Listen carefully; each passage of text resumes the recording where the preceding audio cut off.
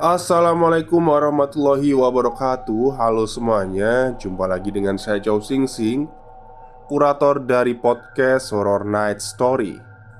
Halo, apa kabar semuanya? Semoga kalian semua sehat-sehat ya. Dan mohon maaf kemarin 2 hari tidak upload ya. Ya karena ada urusan gitu.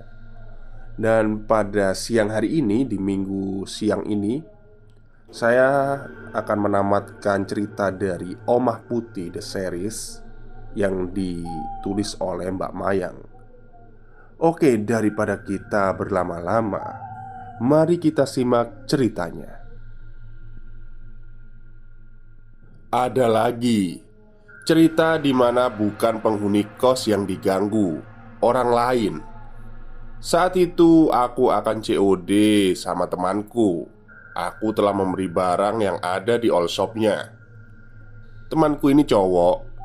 Dulunya adalah teman SMP. Namun bertemu kembali di kampus yang sama. Sebut saja namanya P. Aku dan P ini janjian untuk COD di depan kosku saja.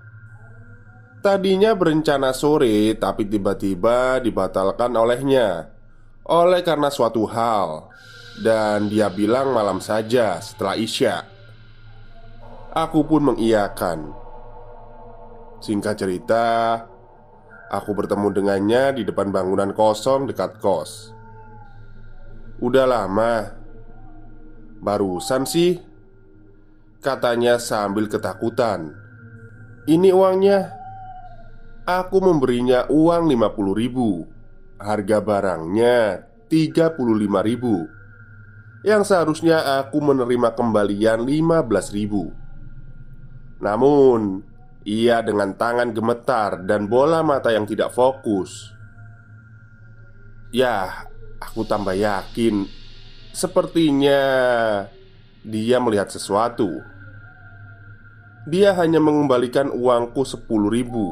Dan kemudian dia pamit. Duluan ya. Loh, tapi ini kurang. Belum selesai aku bicara, dia langsung menggas sepeda motornya dengan cepat. Sial, kata hatiku. Kehilangan 5.000 di kota perantauan ternyata lebih sakit daripada harus menahan teriak lihat swallow hijau. Sampai kamar aku pun mengirim pesan padanya. Kamu lihat apaan? Gila, kuat kamu yang ngekos di situ. Iya, emang lihat apaan sih? Sampai kurang ngasih kembalian. Di balkon tadi aku lihat ada kain merah panjang. Aku kira itu kain jemuran kalian. Nggak lama kainnya berubah jadi pocong. Hah? Yang bener. Mana ada pocong warna merah? Putih kali. Enggak, beneran merah. Mukanya udah nggak berbentuk. Dia natap ke arah kita terus. Bahkan sampai aku balik. Anehnya, hanya dia yang lihat. Aku tidak. Kejadian selanjutnya ini hal yang membuatku untuk pindah dan pulang kampung. Saat itu aku masih ingat kejadian ini terjadi di bulan Maret 2020, di mana saat itu kasus Covid di Indonesia mulai merebak dan klaster pertama di kota M. Dan saat itu berasal dari kampusku.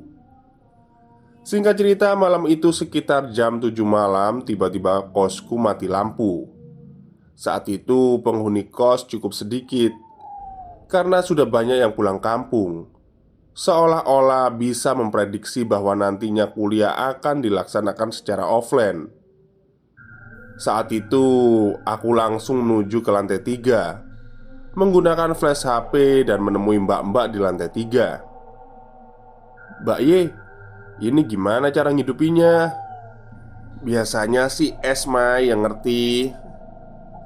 Coba yuk temenin aku ke balkon sebentar. Lihat di luar, yang lain nyala nggak? Akhirnya kita ke balkon, melihat situasi di luar. Ternyata di luar masih terang benderang. Hanya kosku saja yang mati lampu. Karena mungkin terjadi konsleting atau semacamnya, mulailah si Mbak Y mengajak si Mbak S untuk mencoba melihat sikring di lantai 2. Ya benar, keadaan sangat gelap. Harus melewati gudang terbuka dan kamarnya Rizky, karena posisi letak sikringnya ada di luar pintu masuk. Kami bertiga memberanikan diri. Saat awal tidak ada apapun dan kami sedikit lega bahwa bisa sampai di lokasi tanpa gangguan. Kemudian Mbak S ini mengecek sikringnya dan ternyata memang ada konslet. Kemudian kami menghubungi pemilik kos, dan pemilik kos bilang bahwa tidak bisa malam ini dibenahi karena sudah malam, bisanya besok sore. Oke lah, kami bertiga emosi. Sambil merutuki kejadian, kami bertiga masuk kembali dan berencana tidur berkelompok. Saat itu aku dan Mbak Y menyalakan flash. Namun saat tidak sengaja flashku menuju lorong lantai 1, menuju yang menghubungkan kamar mandi sumur, aku terkejut. Seperti ada orang diam di sana. "Mbak, bentar." "Kenapa lagi sih? Udah gak usah aneh-aneh. Ayo cepetan Mei jalan," kata Mbak Y. "Bentar, itu siapa?" Flashku mengarah ke tembok pembatas lorong itu, dan yang kutemui adalah anak kecil tanpa kepala. Lehernya masih menetes darah. Saat itulah kami bertiga melihat. Tanpa pikir panjang, kami langsung lari terhuyung-huyung menuju kamarku. Ya, karena yang paling dekat adalah kamarku. Dan jujur, sudah tidak ada energi jika harus naik lagi ke lantai 3. Malam itu kami tidur dengan ketakutan. Ketakutan yang merajai seluruh tubuh kami. Berbekal lampu emergensi redup, kami tidur dalam kegelapan. 2 hari setelah kejadian mati lampu, tepatnya di hari Sabtu, aku berniat untuk pulang kampung sebentar dengan membawa 2 tas ransel baju, di mana saat itu kosku masih ada sekitar sisa 4 bulan.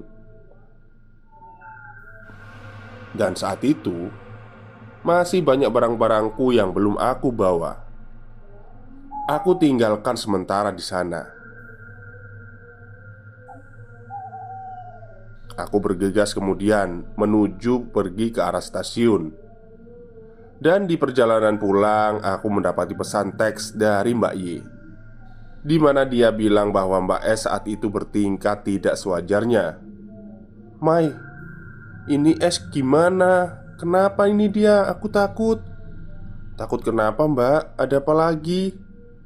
"Ini si S dari tadi diem terus, murung." "Coba diajak ngomong Mbak, terus dikasih minum." "Iya udah, tapi diem terus. Kayaknya ada yang gak beres deh. Ini aku panggil bapak kosnya ke sini. Mana nanti baru bisa habis duhur lagi." "Duh Mbak, udah yuk keluar aja. Aku kayaknya gak bakal balik ke kos lagi deh." "Kenapa?"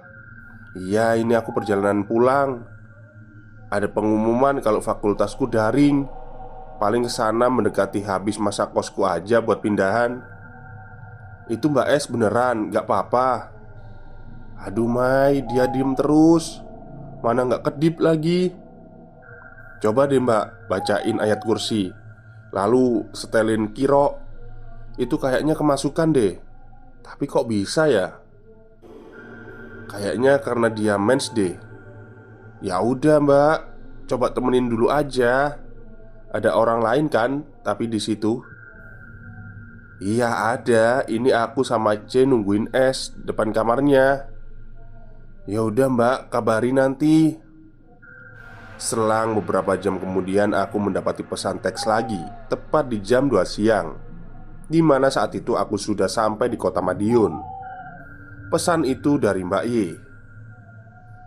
"Mai, aku udah gak bisa kayaknya, besok mau cabut." "Duh, kenapa lagi Mbak? Ada yang baru lagi pasukannya?" tadi kamu tahu nggak? Pak kos itu kesini bacain ayat-ayat kursi, terus dikasih minum air putih. Tiba-tiba si S tuh nangis gak jelas, sama bilang enak seger gitu Mai. Maksudnya apa mungkin itu hantunya si Rizky ya mbak? Aku kata sih iya. Terus abis itu setelah si S sadar, langsung aja dia ngomong dia mau pindahan juga. Ada cerita nggak mbak dari mbak S sebelum dia ngapain kok bisa sampai kayak gitu?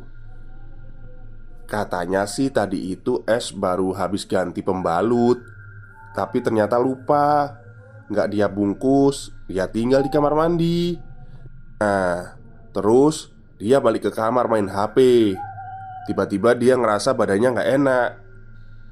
Habis itu, oh iya, aku lupa nggak bungkus pembalutnya.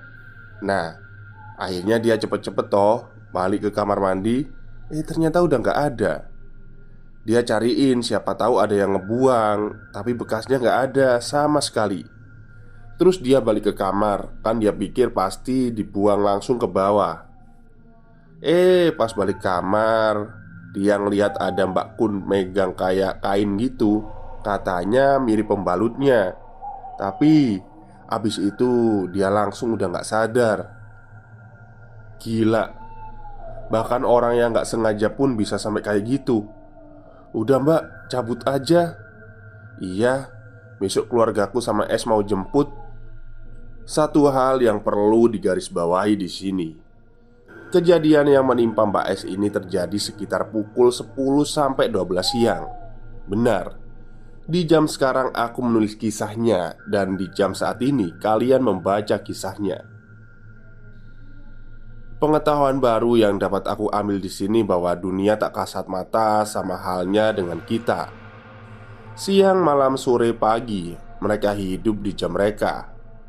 Mereka merasa lapar. Mereka juga tidak ingin tempat tinggalnya dirusak. Setelah kejadian itu aku tidak lagi kembali ke kota M dan hanya berencana pindahan di bulan Agustus 2020. Tapi ternyata saat itu ada hal yang menggagalkan rencanaku. Mendadak ada suatu kondisi di mana mengharuskan keluargaku tidak bisa membantuku pindahan karena pekerjaan. Sehingga dengan keputusan mufakat, keluargaku menelpon pemilik kos untuk memperpanjang kos selama 6 bulan lagi. Tepat jatuh di bulan Februari 2021. Rencananya hanya sekedar menyewa kos untuk menitipkan barang-barangku saja agar tidak dibuang keluar. Singkat cerita, tiba di bulan Februari 2021, aku, mama, adik, dan seorang supir berangkat dari Madiun menuju kota M. Di perjalanan kami merasa tidak ada hal yang salah, aman-aman saja. Hingga tiba di suatu daerah pegunungan Kabupaten Kota M, kami terjebak longsor. Yang seharusnya perkiraan kami tiba di kos sekitar pukul 9, ternyata harus molor dan tiba di lokasi sekitar pukul 3 sore. Saat itu, karena tidak ada rencana untuk menginap dan langsung pulang, kami bergegas masuk ke kos. Hanya aku, mama, dan adikku saja. Sopirku menunggu di luar. Hawa pengap, bau khas gudang, bangunan yang sudah berantakan karena masa pembangunan yang tak kunjung selesai. Kotor, banyak hewan yang melata, bahkan ada bangkai ular. Kilas balik, kisah-kisah mistis yang aku alami pun merasuki pikiranku kembali. Masuk ke dalam, aku membuka pintu dan langsung aku melihat ke tembok lorong kamar mandi sumur, di mana aku melihat anak kecil tanpa kepala dulunya.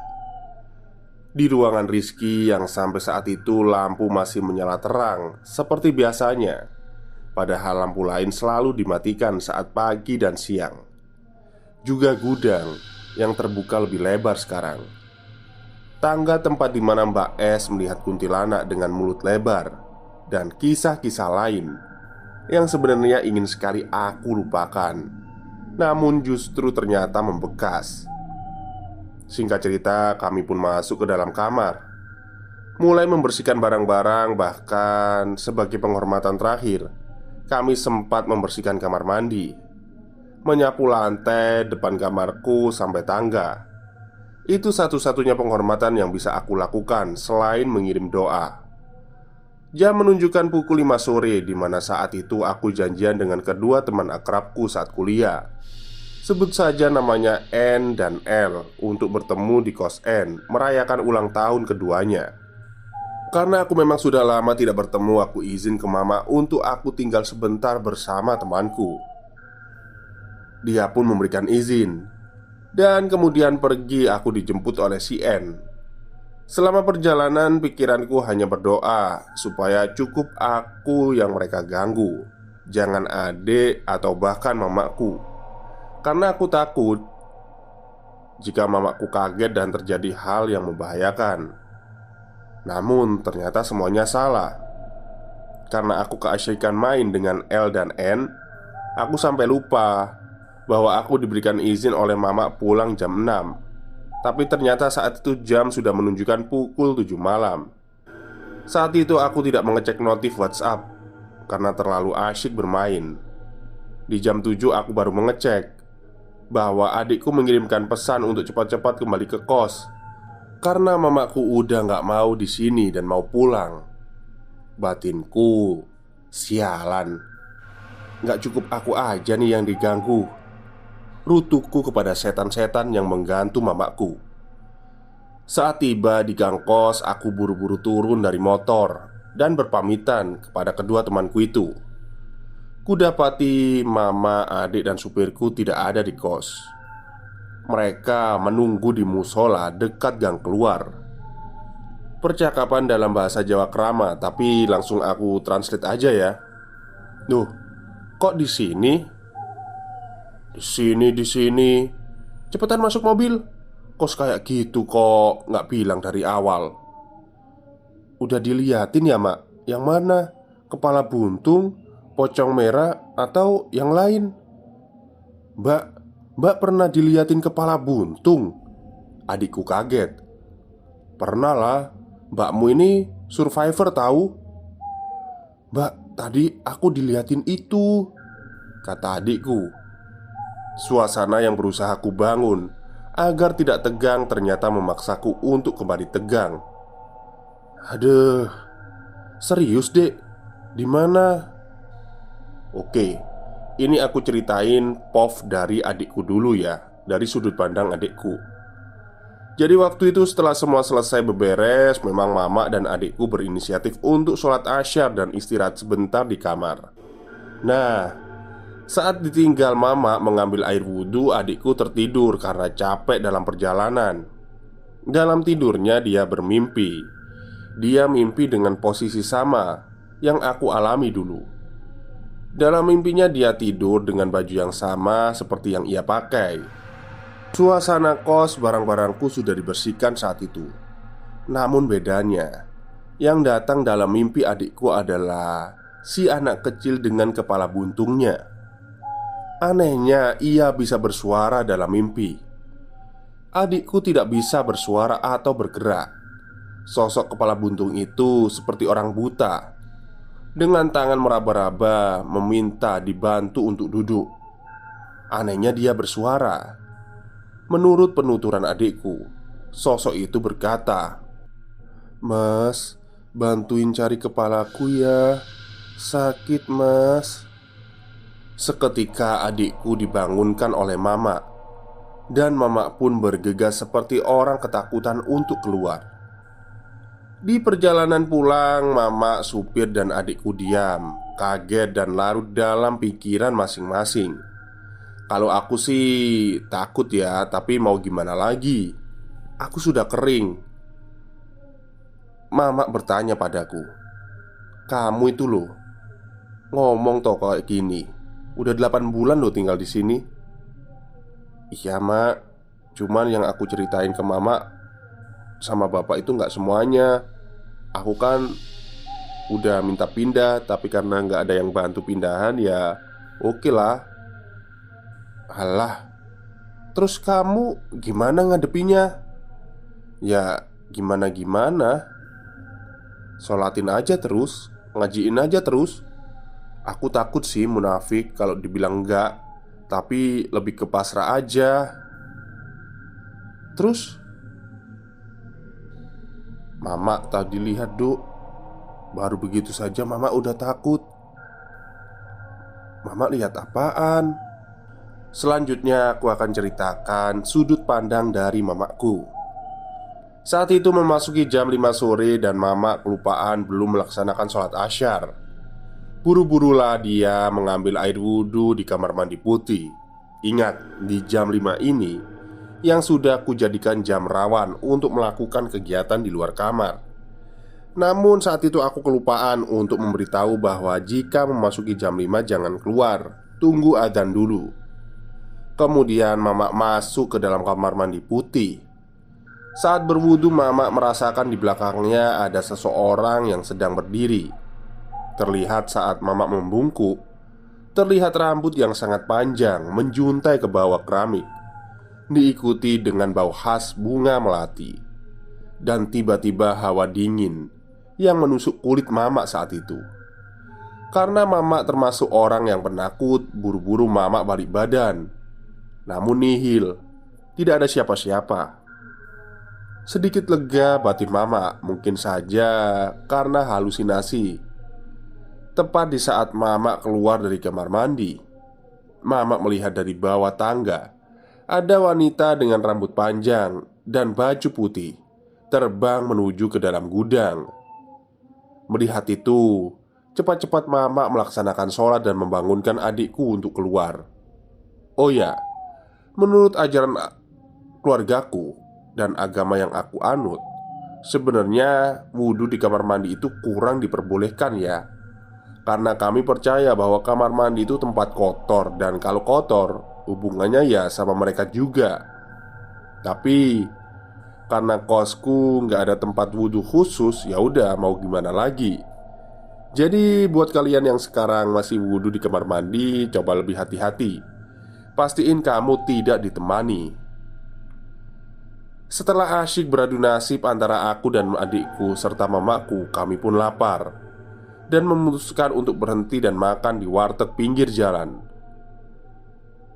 "Kalau Pak T tadi diajak kenalan nggak?" tanyaku pada sopir. "Iya mbak, malah wujudnya lebih serem." "Siapa pak?" "Itu dibungkus merah." Oke, selanjutnya aku akan menceritakan sudut pandang dari Pak Sopir. Sebut saja Pak T. Nah, kalau Pak T ini saat tiba di lokasi, sembari menunggu yang lain masuk, Pak T stay di dalam mobil. Mobil diparkirkan di depan gang kos, di depan bangunan kosong. Awalnya Pak T ini nggak merasakan ada hal yang aneh. Hingga memasuki jam 5 sore, Pak T ini ingin cari rokok di warung dekat kos. Keluarlah dia, jalan melewati kosku menuju sisi jalan rumah Pak RT. Setelah mendapatkan sebungkus rokok, Pak T kembali balik ke mobil. Nah, saat jalan balik lewat depan kos, entah kenapa Pak T melihat ke atas. Seperti sudah ditakdirkan, Pak T melihat ada sosok pocong warna merah, besar dan tinggi. Namun wajahnya sudah hancur.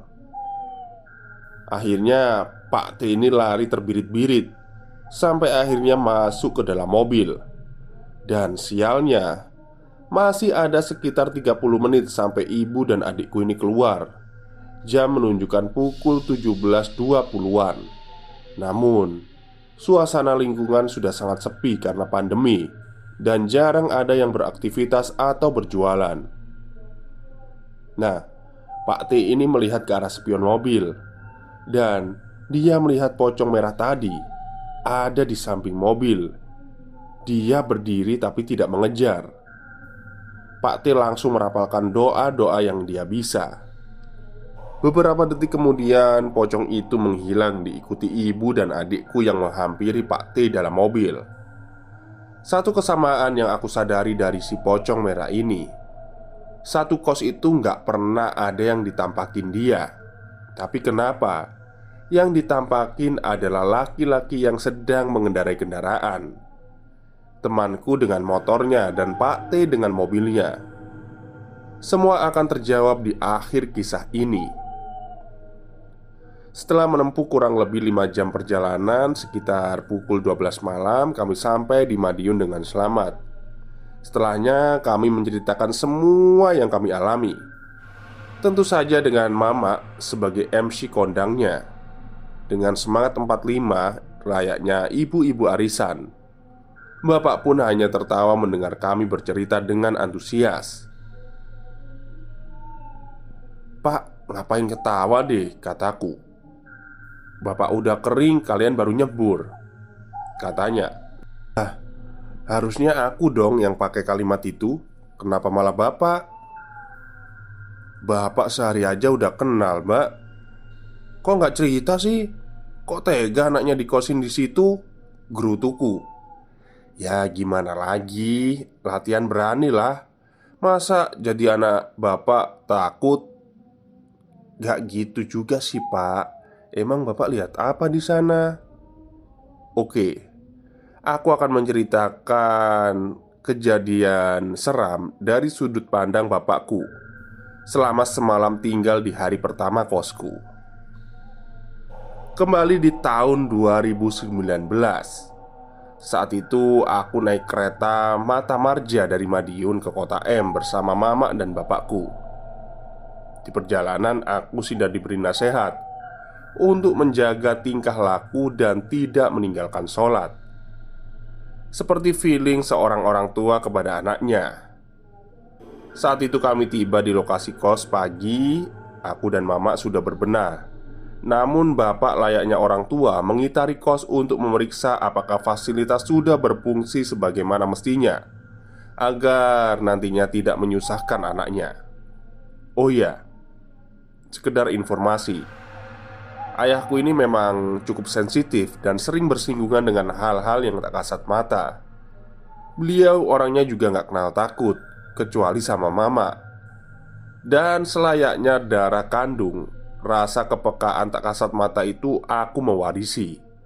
Pertama, setelah membantuku mengangkat koper ke lantai 2, bapak kembali turun ke lantai 1. Dia masuk ke dalam kamar mandi dan mendapat sebuah sumur tua besar yang tertutup kayu. Saat itulah bapak merasa kenapa ada sumur di dalam kos.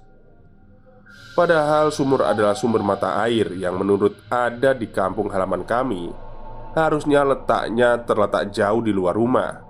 Kenapa ini ada di dalam rumah? Saat itu bapak membacakan ayat suci di sumur itu dengan tujuan mendoakan agar tidak menggangguku. Saat bapak membaca ayat kursi, dari dalam sumur terdengar suara gubrak. Kayu itu seperti ada yang mendorong dari dalam sumur. Bapak kaget dan tidak seberani itu untuk membuka mencari tahu apa isinya. Bapak hanya menyaksikan bahwa ada kepulan asap keluar dari dalam sumur. Setelah itu, bapak pergi dan langsung berhenti di tangga di antara gudang dan ruangan kosong kayu itu. Meskipun saat itu keduanya digembok dan tertutup rapat, tapi feeling bapak ada sesuatu di dalamnya. Ia juga membacakan ayat suci di lokasi itu. Aman, oke, ke lokasi selanjutnya. Bapak naik ke lantai 2. Bapak langsung menuju ke perbatasan antara balkon dan dapur.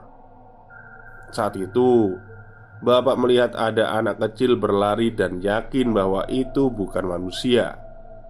Saat itu bapak juga membacakan ayat kursi untuk anak itu. Sama seperti tadi, suara dari balkon seperti benda jatuh terdengar oleh bapak. Saat dicek, ternyata pot kecil berisi bunga yang terbuat dari tanah liat, yang awalnya diletakkan tergantung, sekarang jatuh dan pecah. Oleh bapak dibersihkan dan disapu, kemudian dibuang. Setelah semua ritual pembersihan, bapak naik ke lantai 3. Di lantai 3, menurut penuturan bapak merasakan tiba-tiba pusing dan lemas, seakan-akan energinya diserap oleh sesuatu. Bapak melihat banyak sekali potongan-potongan tubuh di sana. Potongan itu ada yang berjalan, ada juga yang diletakkan tapi masih terlihat menggeliat. Dan semua itu ada di bekas kamar Mbak Y yang akan direnovasi. Karena bapak berpikir saat itu lantai yang paling aman adalah lantai 2, maka bapak tidak terlalu khawatir asal kamarku aman. Menjengkelkan memang bapak satu ini tidak menceritakan. Dengan tujuan nyuwun sewu, permisi, meminta tinggal berdampingan. Dan yang utama adalah mendoakan agar mereka tenang, tidak mengganggu. Dan penampakan itu pun hilang. Bapak kembali ke lantai 2 dan kemudian dia berpesan, "Duk, kalau bangun malam itu sholat tahajud ya. Boleh ditambah 2 rakaat lagi, ditujukan untuk sholat gaib." Lah, ini kenapa lagi pak? Baru juga nyampe loh. Enggak duk, enggak apa-apa. Di mana-mana pasti ada mereka juga toh. Bener sih, saat itu batinku membenarkan. Tapi ya nggak sebanyak ini juga dan nggak se ekstrim ini. Namun pesan bapak selalu kuingat dan aku selalu melaksanakannya dengan tujuan untuk mendoakan. Namun ternyata dendam mereka sepertinya terlalu besar, hingga doa pun tidak cukup untuk membuat mereka tenang. Di malam hari jam 5 bapak sholat maghrib. Bapak mandi di kamar mandi biru. Bapak merasa saat mandi sabun yang ia gunakan tak kunjung hilang. Maksudnya itu sabun yang ada di tubuhnya ya.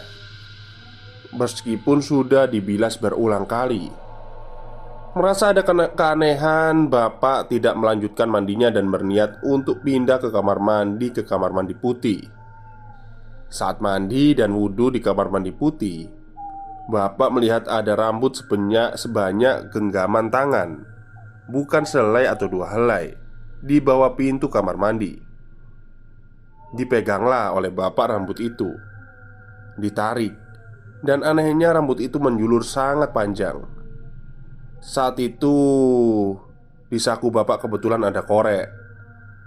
Dibakarlah rambut itu. Entah apa tujuannya, bapak tidak menjelaskan. Tapi yang aku pikir, niat bapak selalu baik. Tapi mungkin ada beberapa cara yang salah, yang menyebabkan penunggu di sana tersinggung. Oleh karena itu malah jadi menggangguku. Soalnya nggak mungkin mengganggu bapak, karena kota Madiun dan kota M cukup jauh. Nah setelah itu, bapak hanya diganggu oleh suara-suara aneh saat kami sudah mulai tidur.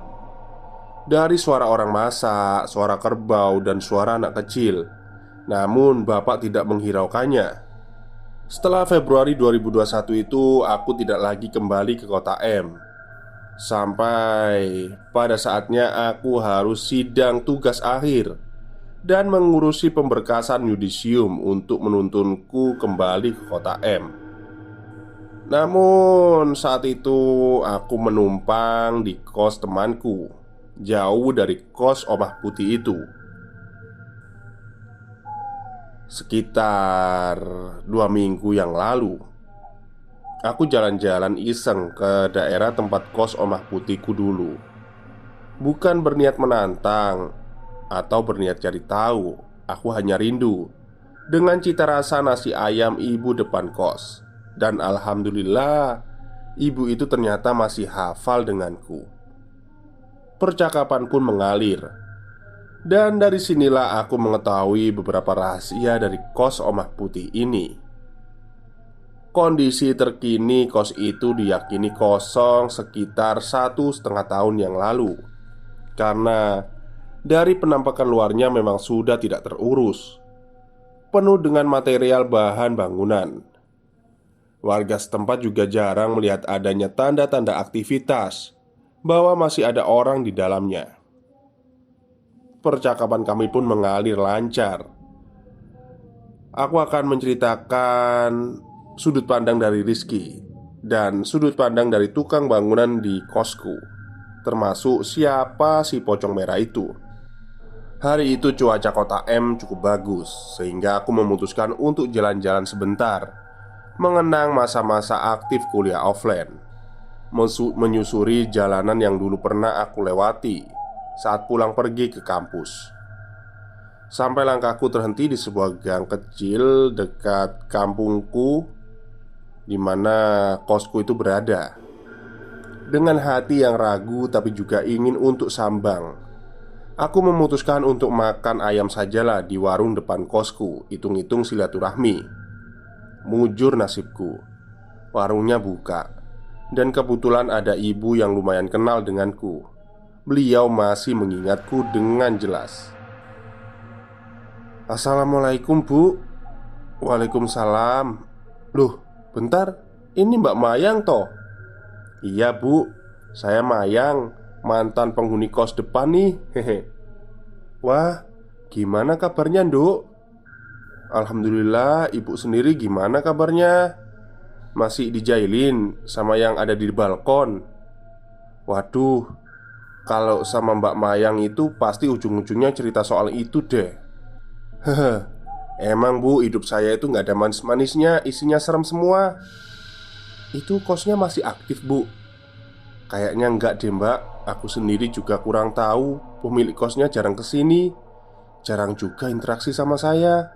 Tapi kayaknya kosong, Mbak, sejak pandemi." "Terus ini kayaknya masih direnovasi. Tuh banyak bahan bangunan berserakan." "Tapi Bu, kok ada tulisan banner masih menerima mahasiswa yang mau ngekos?" "Ya, mungkin mau musim mahasiswa kali ya, Mbak. Jadi di kos ini sekalian aja. Dengar-dengar, tapi beberapa kampus mau offline." "Iya sih, Bu, bener. Terus itu bener-bener gak ada yang masuk ke kos itu, Bu?"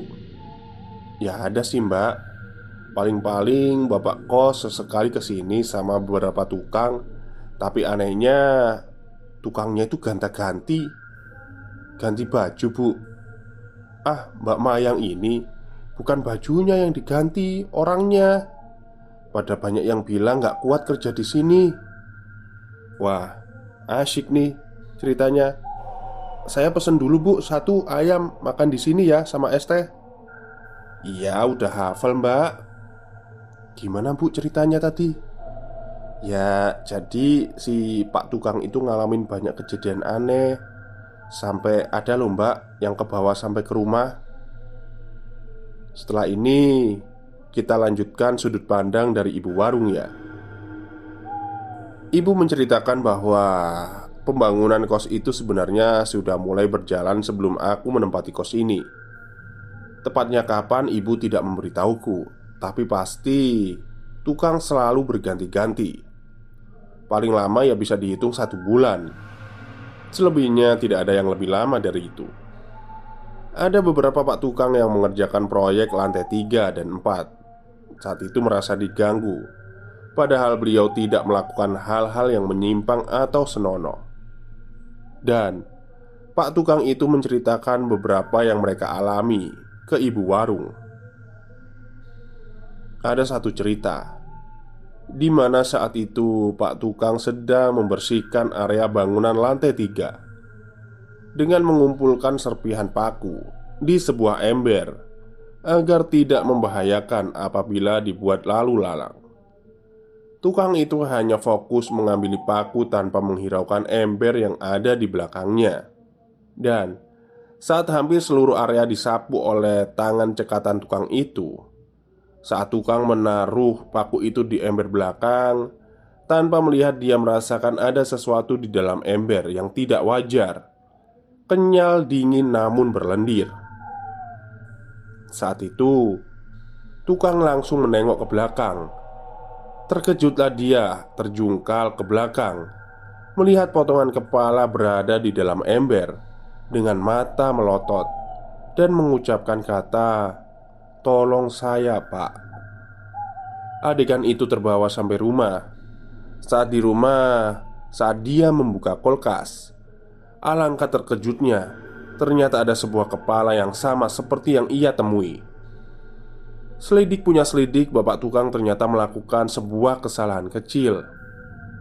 Bapak tukang secara tidak sengaja saat makan soto di area bangunan lantai 3 itu meneteskan sebuah cairan jeruk nipis ke tanah. Umumnya cairan jeruk nipis itu tidak boleh langsung bersentuhan dengan darah. Namun anehnya ini hanya tanah. Namun memang tanah di lantai 3 itu berbau sedikit khas. Bukan bau tanah pada umumnya, namun bau seperti tanah bercampur dengan anyir darah.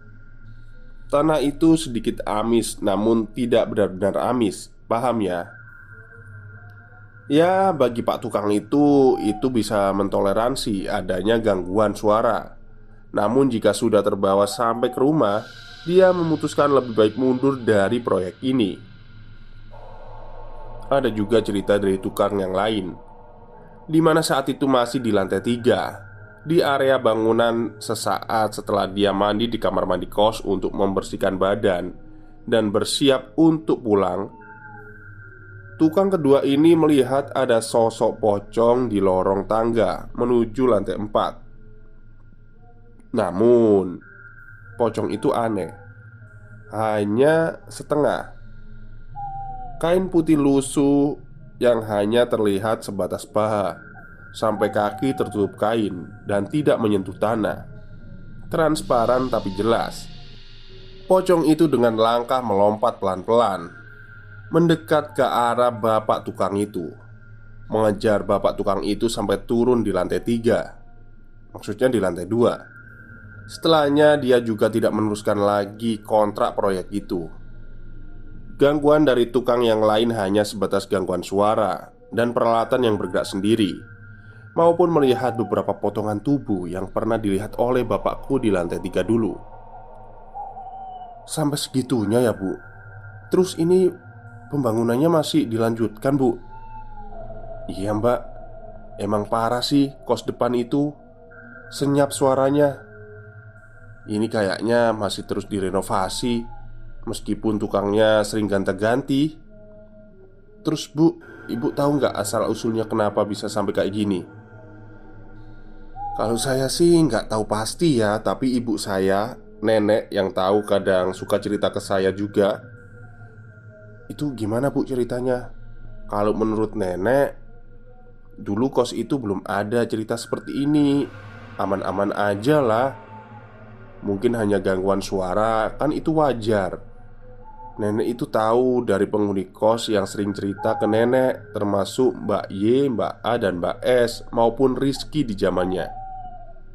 Menurut nenek, gangguan aneh muncul saat ada anak perempuan cantik putih, namun terlihat beringasnya. Nah, itu bernama Rizky, yang sering sekali cerita kalau dia diganggu semenjak mendiami kos ini. Rizky ini sering tiba-tiba merasa ketindihan, mimpi maaf bersetubuh dengan orang yang tidak ia kenal. Ia juga mengalami gangguan berupa gerakan-gerakan benda yang tidak masuk akal, seperti selimut yang sering ditarik, buku-buku yang bergerak sendiri, dan puncaknya, ia merasa didatangi oleh sosok kakek yang berpakaian kebaya, seakan marah padanya bahwa ia telah melanggar aturan. Aturan yang dimaksud di sini gimana, Bu? Rizky ini dinilai merusak norma yang sudah menjadi batasan. Sering membuang benda-benda di kos yang tidak ia tahu asal-usulnya dengan sembarangan. Dia juga memperlakukan benda-benda di kos dengan tidak senonoh. Mulai saat itu, keadaan kos menjadi aneh. Hingga pada suatu hari, nenek tidak lagi mendengar kabar soal Rizky. Dan ibu itu tidak tahu bahwa si Rizky itu sudah tiada. Menarik alur cerita mundur, si ibu mengatakan bahwa memang dahulunya daerah kos itu adalah lahan kosong. Informasi dari orang lain bahkan lahan itu bersengketa. Niat dibangun sebuah bangunan tanpa adanya ritual pembersihan pada umumnya, seperti selamatan dan lain-lain. Karena pemilik kos merupakan orang yang agamis dan taat dan tidak percaya pada hal-hal yang mistis, hingga saat bangunan itu dibangun pun, setelah berdiri tegak dan kokoh langsung dipromosikan sewajarnya lahan kosong, Kita tidak pernah tahu dahulunya itu lahan bekas apa. Entah bekas kuburan, rumah sakit, atau ya semacamnya. Memungkinkan tempat pembuangan makhluk tak kasat mata di situ. Sudah sewajarnya menjadi banyak penghuninya.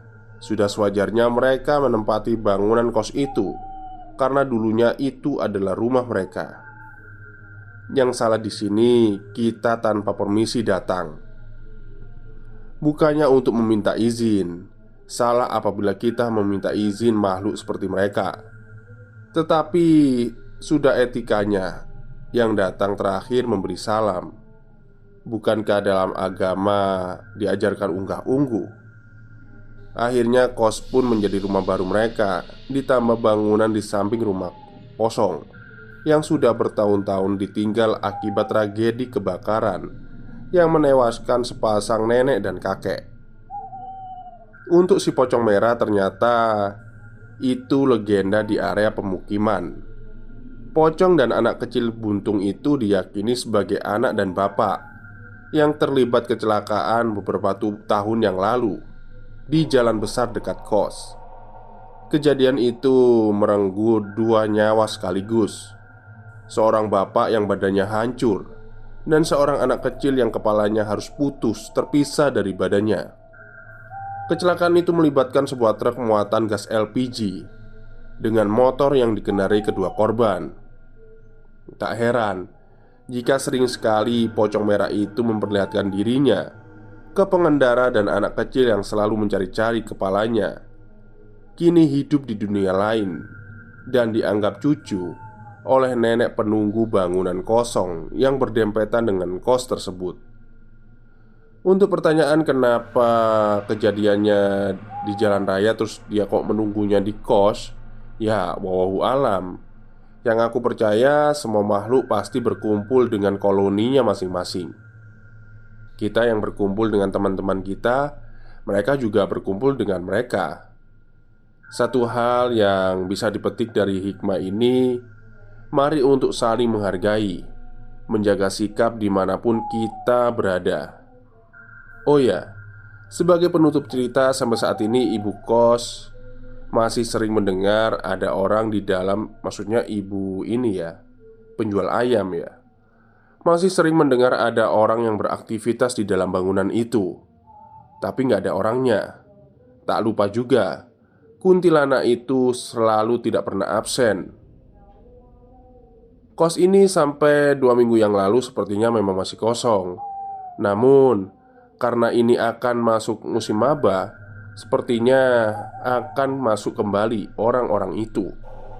Sehingga diharapkan kebijakan dari teman-teman yang membaca tweet ini untuk selalu menjaga informasi apabila sekiranya mengetahui di mana kos ini berada. Karena dari awal penulisan, saya sebagai penulis tidak menyebutkan di mana kota ini, di mana kampus saya, dan siapa saja aktornya. Semua penulisan saya samarkan. Untuk pertanyaan-pertanyaan yang sekiranya masih mengganjal, bisa ditanyakan di kolom komentar. Terima kasih sudah mampir. Tamat. Oke, terima kasih kepada Mbak Mayang atas treat horornya. Dan akhirnya saya memutuskan untuk saya tamatkan ya. Karena kemarin 2 hari saya sudah tidak upload karena ada urusan tertentu. Jadi inti cerita dari cerita ini adalah yang masalah itu bekas bangunannya. Ya benar sih, kita itu orang Jawa ya. Ya bukan hanya orang Jawa ya, mungkin suku-suku yang lain. Ketika kita menempati suatu tempat baru atau kita ingin membangun sebuah rumah, itu kan pasti diadakan selamatan. Ya memang benar kita tidak meminta izin kepada mereka, tapi kan pasti ada etika toh untuk itu semua. Jadi kalau kalian ya mau beli rumah atau membeli sebuah tanah, terus tanah itu nanti dijadikan bangunan, ya tolong diselamatin dulu biar lebih aman aja gitu ya. Oke, dan menurut cerita ini ya, memang sih Mbak Mayang ini tidak membeberkan lokasinya di mana dan di kampus apa ya. Tapi menurut saya pembaca sudah tahu semua. Oke, mungkin itu saja cerita untuk siang hari ini. Kurang lebihnya saya mohon maaf. Wassalamualaikum warahmatullahi wabarakatuh.